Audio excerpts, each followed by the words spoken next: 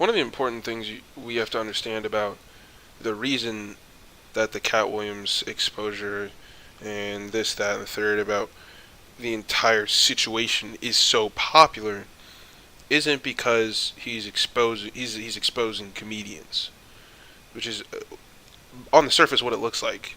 Holy shit, Kevin Hart's a plant, blah blah blah. Who? It's safe to say a lot of the original Kevin Hart fans are not through and through. So I don't really think it came as a shock to any that he wasn't who he said he was.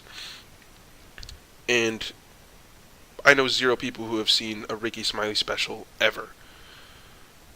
It does seem like a lot of people you and I know that never watch a lot of these comedians were talking up the wall about this exposure.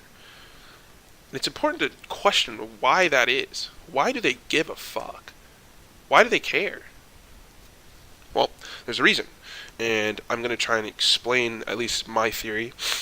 There's a video by this guy, Internalized. You've probably heard of him, maybe not. Basically, he goes into the psychology of different things. The psychology of the wounded healer, the psychology of the devil. He has this video called The Psychology of the Fool.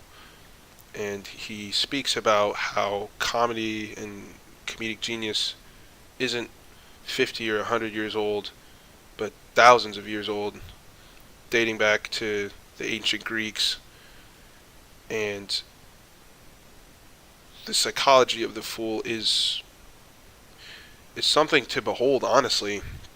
And once you understand it, you see that comedy is literally integral to societies. And I'll explain to you why. Basically, what he talks about in this video is a lot of the things I'm just going to reiterate, but we get to see it with an actual example through the Cat Williams exposure. It's awesome. Let me ask you a question. Why do we love comedy? Why do we love funny things? Is it because it makes us laugh? Yeah, well, why does it make you laugh? It's because it's different. It's not... something that's funny isn't what it's supposed to be. It's unexpected, and that's what makes you laugh. Sometimes it's out of... It's a reaction. Comedy is something real. Stand-up comedy. Jesters and kingdoms. The first ancient Greek. I forget his name. I actually have it in a Wikipedia document here for this video, specifically. His name was Aristophanes, and he challenged like the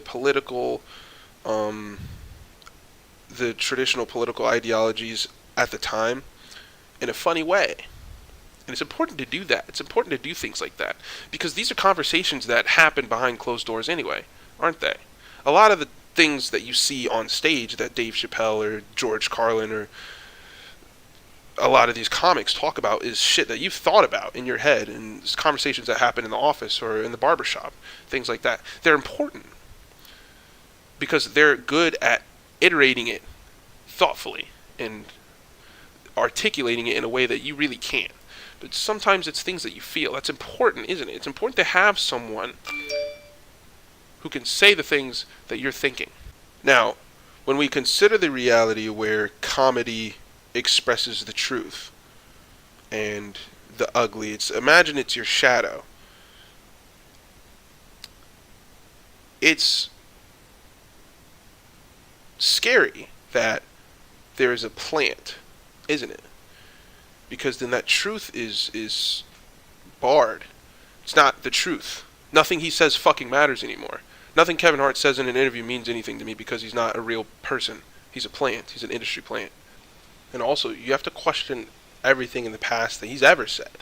Is it not the case that if he is a plant, every single thing that he's ever endorsed, supported, advocated for is all fabricated and intentional and planned, and it's deliberate by someone who's not him.